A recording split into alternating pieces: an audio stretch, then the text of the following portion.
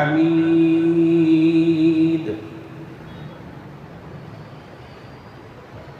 أعوذ بالله من الشيطان الرجيم. بسم الله الرحمن الرحيم.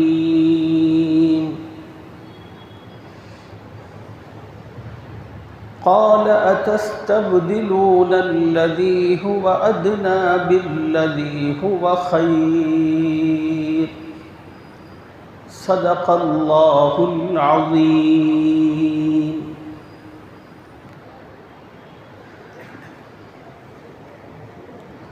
قابل احترام بزرگوں، نوجوان دوستوں، دین کی بات عظمت و عقیدت سے سننے والی ماؤں اور بہنوں، السلام علیکم ورحمۃ اللہ وبرکاتہ.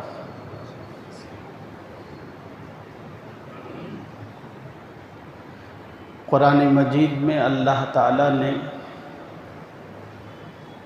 یہودیوں کا بہت زیادہ تذکرہ فرمایا ہے.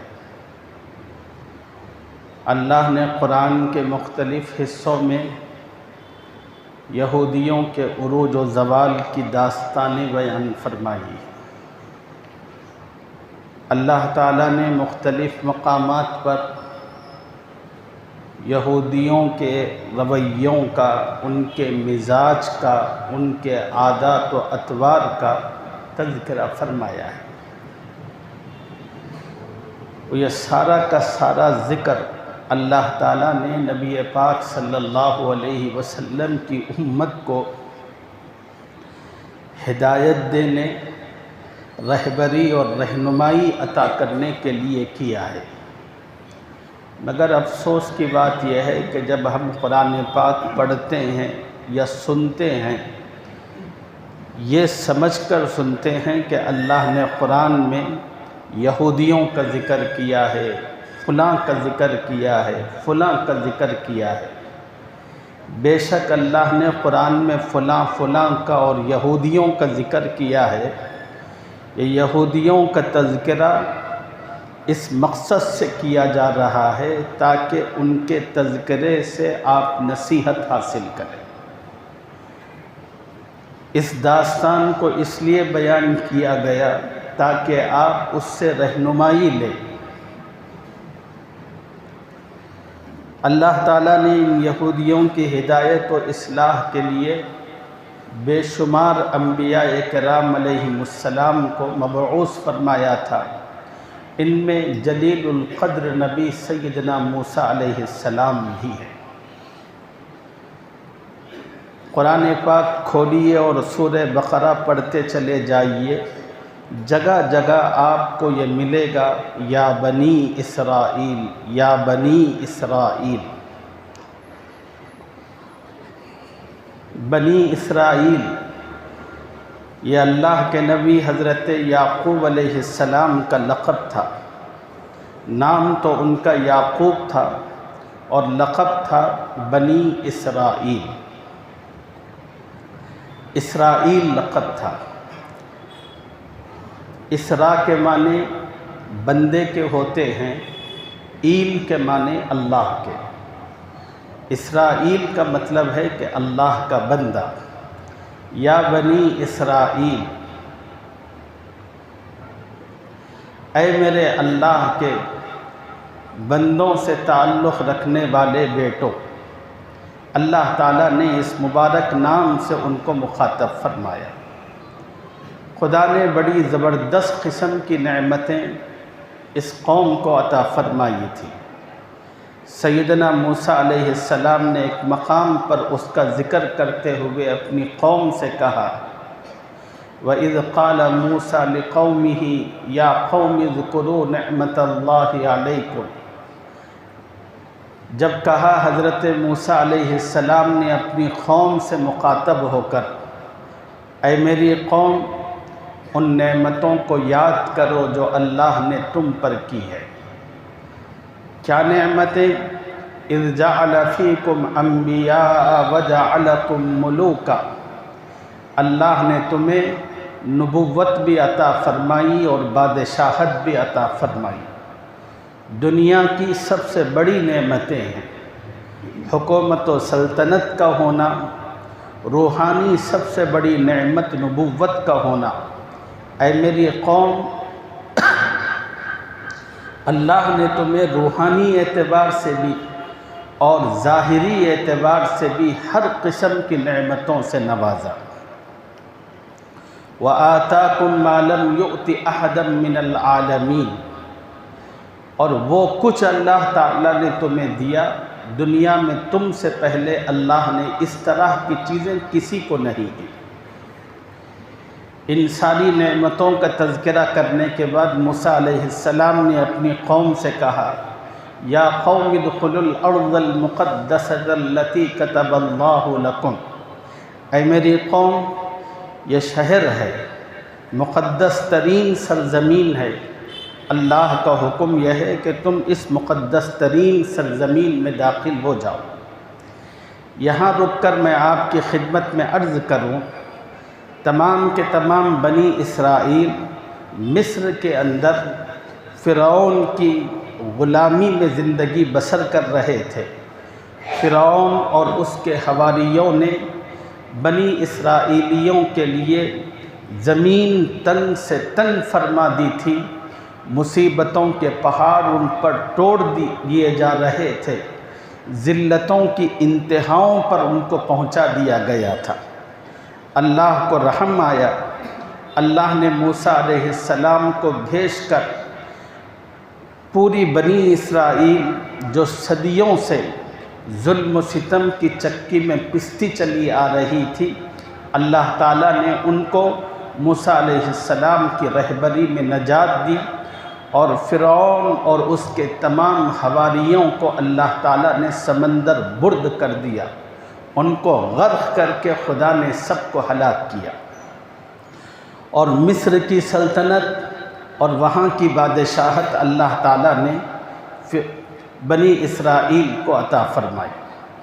اب جب بنی اسرائیل کو سکون اور اطمینان ہوا، انہوں نے اپنے بدترین دشمن کو اپنی آنکھوں کے سامنے تڑپ تڑپ کر، ڈوب ڈوب کر مرتے ہوئے دیکھا تو ان کو بڑی تسکین ہوئی۔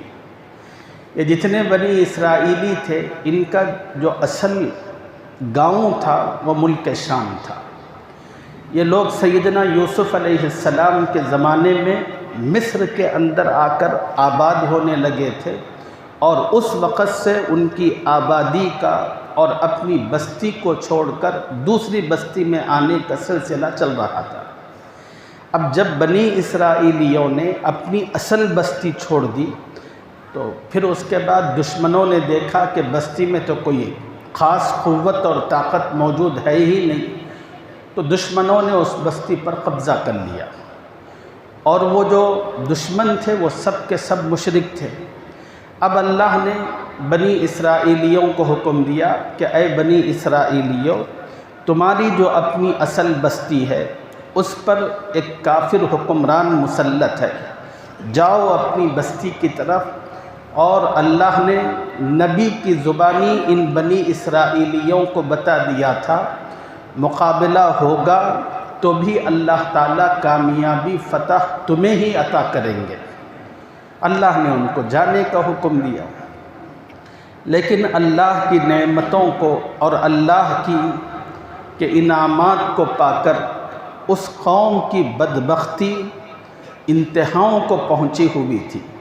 ہونا تو یہ چاہیے تھا کہ خدا کی ان نعمتوں کے بعد اس کے مزاج میں، اس کے اعمال میں، اس کے طرز میں، اس کے رویے میں غیر معمولی تبدیلی آتی، مگر خدا کی نعمتوں نے اس قوم کا مزاج ہی بگاڑ کر رکھ دیا تھا۔ خدا کے حکم پر تو یہ چلے تھے مصر سے، لیکن جب ایک میدان میں پہنچے تو ان کو پتہ چلا کہ ہماری بستی میں جن کافر حکمرانوں کا قبضہ ہے وہ بڑے طاقتور اور بڑے ظالم لوگ ہیں، اور وہ دشمنوں کو اور مقابلہ کرنے والوں کو سخت ترین اذیتوں میں مبتلا کرتے ہیں۔ جب اس قسم کی باتیں اور خبریں ان کے کانوں تک پہنچی تو ان کے ہمت اور حوصلے ٹوٹنے لگے۔ انہوں نے کہا موسیٰ علیہ السلام سے کہ موسیٰ، اب تو ہم اس بستی میں نہیں جائیں گے، موسیٰ علیہ السلام نے ان کو بتایا کہ بھئی جاؤ، اللہ کا حکم ہے۔ انہوں نے کہا کہ نہیں، تو اللہ تعالیٰ نے اس کی سزا دی۔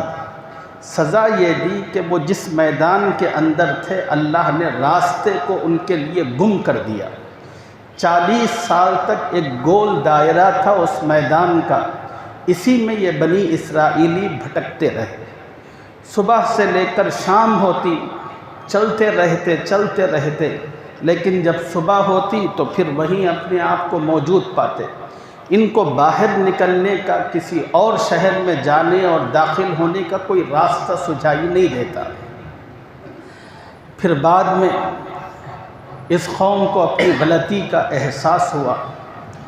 اس قوم نے اللہ تعالیٰ سے توبہ کی اور موسیٰ علیہ السلام سے کہنے لگے، موسیٰ اب ہمارے پاس کھانا پینا سب ختم ہو چکا ہے، اللہ سے دعا کریں کہ اللہ تعالیٰ ہمارے لیے پانی کا اور کھانے کا انتظام کرے۔ چنانچہ ایک ایک فرمائش ہوتی تھی، ہر تھوڑے وقت کے بعد موسیٰ علیہ السلام کی خدمت میں اپنی ضرورتوں کو سامنے رکھ کر موسیٰ علیہ السلام اللہ سے اس کی دعا کرتے تھے اور اللہ تعالیٰ وہ سب چیزیں ان کو فراہم کرتے چلے جاتے تھے۔ تفصیل میں جانے کا موقع ہے نہیں، جو بات مجھے بتانی ہے وہ یہ ہے کہ انہوں نے کہا کہ موسیٰ کھانا بھی نہیں ہے، اب اللہ سے دعا کرو۔ موسیٰ علیہ السلام نے اللہ سے دعا کی تو اللہ رب العزت نے آسمان سے اس قوم کے لیے اس میدان میں روزانہ 2 وقت کھانا بھیجا کرتا تھا، اور وہ تلے اور بھنے ہوئے پرندوں کی شکل میں اور بہترین چیزیں من و سلوہ کی شکل میں ہوا کرتی تھی۔ ان کے لیے حکم یہ تھا کہ دیکھو جتنی ضرورت ہو اتنا کھانا، لیکن ایڈوانس کے لیے اس کو اپنے پاس رکھنا نہیں۔ اللہ تعالیٰ پوری فراغت کے ساتھ اس قوم کی ضرورت کے مطابق آسمانی دسترخوان اتارتا تھا۔ اب وہ لوگ کھاتے رہے، تھوڑے عرصے تک تو بڑے خوش رہے۔ تھوڑا عرصہ گزرنے کے بعد اس قوم کا جو مزاج اور فطرت تھی اور طبیعتوں میں جو بگاڑ تھا وہ کھل کر سامنے آیا۔ انہوں نے حضرت موسیٰ علیہ السلام سے کہا، یا موسیٰ انا لن نصبر علی طعام واحد، موسیٰ ایک کھانے پر اب ہم سے صبر نہیں ہوتا۔ خدا کا بھیجا جا رہا کھانا تھا، بغیر کسی محنت اور مشقت کے۔ نبی علیہ السلام نے فرمایا کہ اگر بنی اسرائیل یہ حرکت نہ کرتی تو قیامت تک آنے والے انسانوں کے لیے اللہ کی جانب سے روزی کا یہی نظم ہوتا تھا، لیکن ان بدبختوں نے اپنے مزاج اور طبیعت کی بنا پر اس پر اعتراض اٹھا دیا۔ انہوں نے کہا کہ یا موسیٰ دیکھو، کوئی تمیز بات کرنے کا نہ کوئی ادب تھا نہ خیال تھا۔ کہہ سکتے تھے کہ یا رسول اللہ، یا نبی اللہ، یا کلیم اللہ۔ اتنے بے ادب، اتنے مغرور، اتنے متکبر، انہوں نے ڈائریکٹ نام اٹھا کر کہا کہ یا موسیٰ لن نصبر علی طعام واحد، موسیٰ ایک کھانے پر ہم سے صبر نہیں ہو سکتا۔ فادع لنا، گستاخی دیکھتے جائیے۔ کہا کہ موسیٰ اپنے رب سے ہمارے لیے دعا کرے۔ وہ چاہتے تو یوں بھی کہہ سکتے تھے، ادع لنا، موسیٰ ہم سے صبر نہیں ہو پا رہا، آپ ہمارے لیے اپنے رب سے دعا کریں۔ انہوں نے یہ نہیں کہا، بلکہ یہ کہا کہ فادع لنا، موسیٰ اپنے رب سے دعا کرو ہمارے لیے۔ کیا دعا کرو؟ کہ یہ ہم سے نہیں ہو سک رہا۔ ربک یخرج لنا مما تنبت الارض من بقلها وقثائها وفومها وعدسها وبصلها، کہ اب ہمیں دوسری چیزیں چاہیے جو زمین سے نکلتی ہیں، زمین سے اگتی ہیں۔ آپ اپنے رب سے کہو یہ کھانا ہمارے لیے بند کر دے، زمین سے ہمارے لیے غلہ اور اناج نکالے۔ اور انہوں نے اس کی تفصیل بتائی، من بقلها، کہ اللہ تعالیٰ ہمارے لیے زمین سے ترکاریاں نکالے، وقثائہا اور ککڑی، وفومہا اور گیہوں، وعدسہا مسور کی دال، وبصلیہا اور پیاز، اس قسم کی چیزوں کا انہوں نے مطالبہ کیا۔ حضرت موسیٰ علیہ السلام اپنی قوم کے اس مطالبے کو سن کر ایک تاریخی جملہ کہا، قرآن نے اس جملے کو نقل فرمایا۔ حضرت موسیٰ نے کہا، قال اتستبدلون الذی هو ادنی بالذی هو خیر، اے میری قوم، خدا نے تمہیں جو اعلیٰ، اتنی بلند اور پاکیزہ چیز عطا کی ہے، تم اس اعلیٰ اور بلند چیز کو چھوڑ کر گھٹیا چیز کو، ذلیل اور حقیر ترین چیز کو اپنا رہے۔ ہم قرآن پڑھتے ہیں اور اس جملے کو پڑھتے ہیں تو بس یہی سن کر، یہی پڑھ کر گزرتے ہیں کہ بنی اسرائیل کے بارے میں کہا گیا کہ اعلیٰ چیزوں کو چھوڑ کر حقیر اور ذلیل ترین چیزوں کو پسند کیا کرتے تھے۔ آگے مت بڑھیے، رک جائیے۔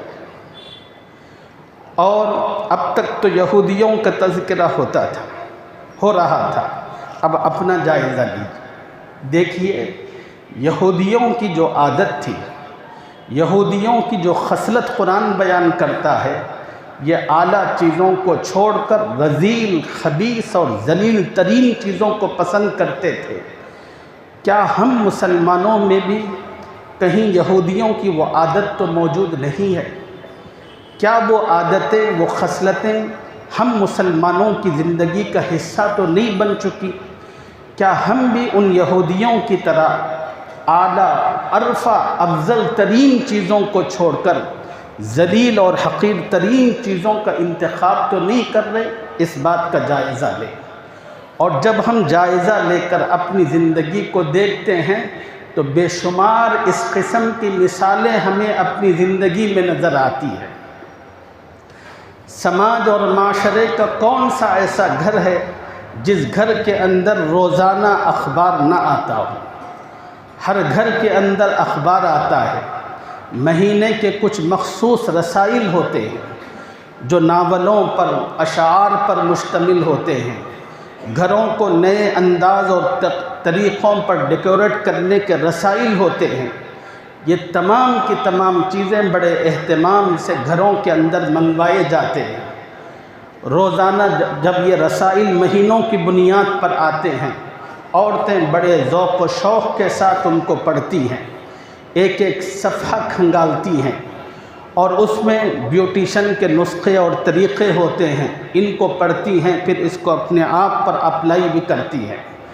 اور اخبارات آتے ہیں، گھر کے جتنے مرد ہیں وہ تمام کے تمام اپنا وقت فارغ کر کے گھنٹے اور 2 گھنٹے اس اخبار کی ایک ایک سطر کو چاٹتے رہتے ہیں۔ اور جو ریٹائرڈ قسم کی زندگی گزار رہے ہیں، جس طرح قرآن الحمد سے لے کر والناس پر ختم ہوتا ہے، ان کی زندگی کا روز کا معمول ہے کہ اس اخبار کو شروع سے لے کر اخیر تک مکمل پڑھیں۔ یہ افراد ہیں، اسی گھر کے اندر قرآن مجید اللہ کا کلام بھی رکھا ہوا ہے۔ نہ اس گھر کے مرد کو، نہ اس گھر کی عورت کو، نہ اس گھر کے بچوں اور بیٹیوں کو کسی کو توفیق اور سعادت نہیں ہوتی۔ مہینوں گزر جاتے ہیں اور اللہ کا وہ قرآن گرد و غبار میں اٹا ہوا پڑا ہے، اس کو کھولیں اور اس کو پڑھیں۔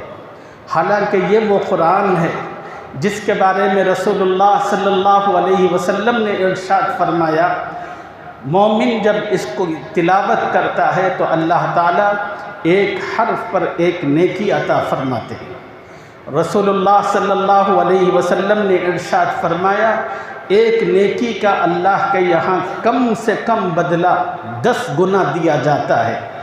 ایک حرف کی تلاوت ہوتی ہے تو 10 نیکیاں ملتی ہیں۔ الحمد کی اگر کوئی تلاوت کرتا ہے تو اس کے اندر 5 حروف ہے اور اس پر 50 نیکیاں ملتی ہیں۔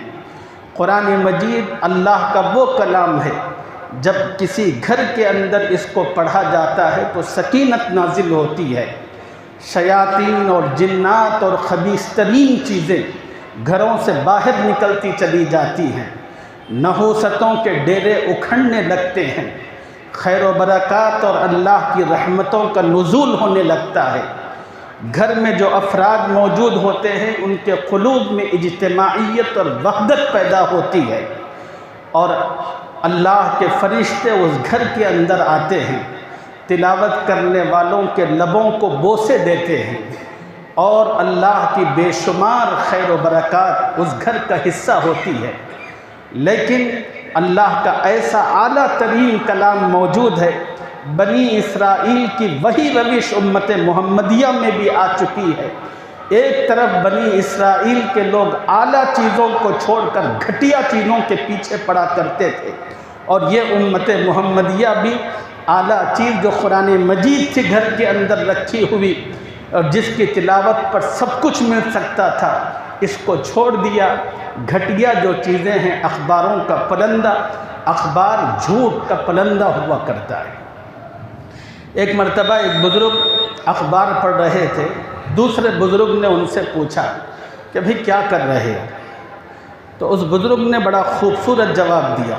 انہوں نے کہا کہ جھوٹ کے درمیان سچ کو تلاش کر رہا ہوں، یہ اخبار ہوا کرتا ہے، اور موجودہ دور جھوٹ کے پروپیگنڈے کا دور ہے، اور ہم اس جھوٹ کو معلوم کرنے کے لیے، اس کو پڑھنے کے لیے اپنا اتنا سارا وقت صرف کر رہے ہیں، اور اعلیٰ چیز جو اللہ نے ہمارے اپنے گھر میں رکھی ہے اس کی طرف کوئی توجہ نہیں۔ دوسری مثال، ہر گھر کے اندر ایک وقت ایسا ہوتا ہے موجودہ مصروف زمانے میں کہ جس میں گھر کے تمام لوگ اکٹھا ہوتے ہیں۔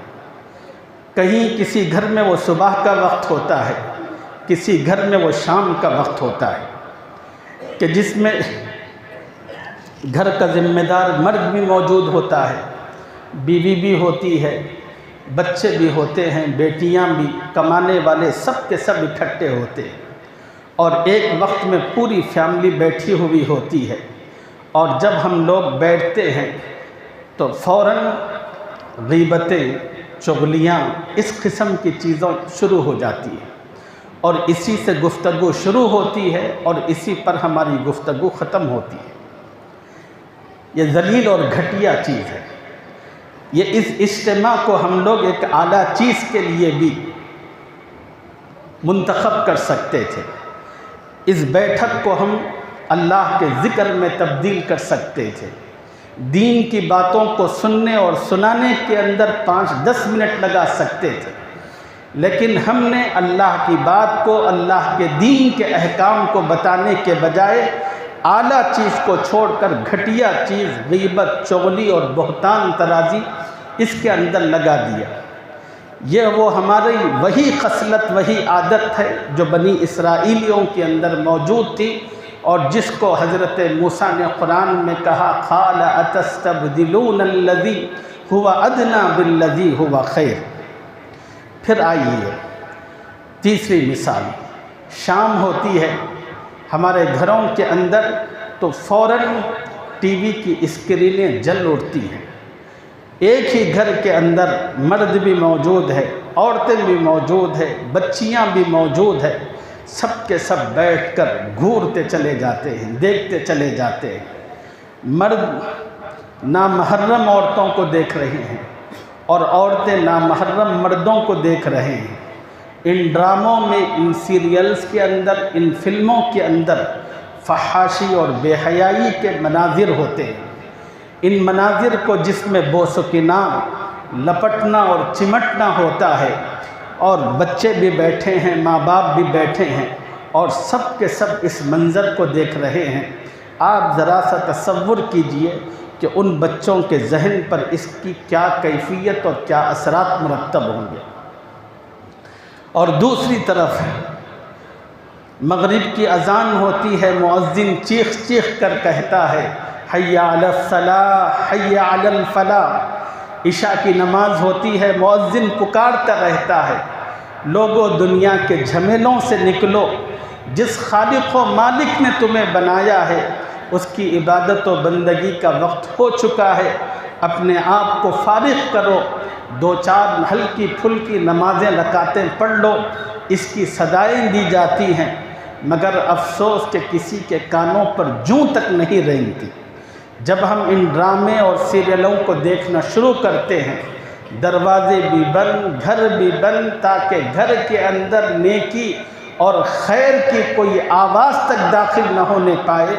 یہ وہی مزاج ہے جو بنی اسرائیلیوں کے اندر تھا کہ جس طرح بنی اسرائیل اعلیٰ چیزوں کے مقابلے میں گھٹیا چیزوں کو پسند کرتے تھے، امت محمدیہ کا رویہ اور طرز عمل بھی بالکل اسی طرح ہے۔ یہ اعلیٰ چیزوں کو چھوڑتی چلی جا رہی ہے، ذلیل اور خبیث اور گھٹیا چیزوں کو منتخب کرتی چلی جا رہی ہے۔ قرآن مجید ایک اور مثال، قرآن مجید میں اللہ تعالیٰ نے ایمان والوں کو حکم دیا پاکیزہ خوبصورت زندگی گزارنے اور اپنانے کا۔ اللہ نے کہا کہ من عمل صالحا من ذکر او انثى وهو مؤمن فلنحيينه حیاتا طیبہ، مردوں اور عورتوں میں سے جو ایمان لائے گا اور نیک عمل کرے گا، ہم اس کو پاکیزہ خوبصورت پرسکون زندگی عطا کریں گے۔ یہ اللہ کا وعدہ ہے، اور اللہ کا وعدہ مشروط ہے دو چیزوں سے، ایمان اور نیک عمل پر۔ لیکن آج ہم مسلمانوں کی طرز زندگی دیکھیں، میری بھی ہو، میں اپنی زندگی دیکھتا ہوں اور آپ اپنی زندگی دیکھیں، مائیں اور بہنیں اپنی اپنی زندگی دیکھیں۔ ہماری زندگی کا کوئی کام، ہماری زندگی کا کوئی عمل اسلامی ہدایات کے مطابق بالکل نہیں ہے۔ ہمارے نوجوانوں کی کٹنگ دیکھیے، کس طرح کی وہ آج کل کٹنگ کرتے ہیں، اور ہمارے نوجوانوں کا لباس دیکھیے، ہمارے نوجوانوں کے کھانے پینے کا طریقہ دیکھیے، ہمارے نوجوانوں کا طرز اور پسند دیکھیے۔ کوئی چیز ایسی نہیں ہے جو نبی سے مناسبت رکھتی ہو، نبی کی تعلیم سے مناسبت رکھتی ہو، اور پھر ہم چاہتے ہیں کہ زندگی پرسکون ہو جائے۔ یہ نہیں ہو سکتا۔ زندگی پرسکون اسی وقت ہوگی اللہ نے جن چیزوں کو اپنانے کے لیے کہا ہے ان چیزوں کو ہم اپنائیں گے۔ یہودیوں کے اس طرز سے اپنے آپ کو الگ کیجیے کہ یہودیوں کا جو مزاج تھا اعلیٰ چیزوں کو چھوڑ کر گھٹیا چیزوں کو اپنانا اور قبول کرنا، اور آج امت محمدیہ اسی ڈگر پر چل پڑی ہے۔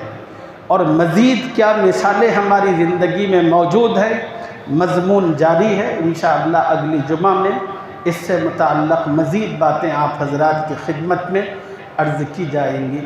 اللہ مجھے اور آپ کو قرآن کا صحیح فہم اپنے کرم سے عطا فرمائے، اور جو نصیحتیں اور ہدایتیں قرآن پاک کے ذریعے حاصل ہوتی ہیں، اللہ اسے ہمیں اپنی زندگی کا سرمہ بنانے کی توفیق عطا فرمائے۔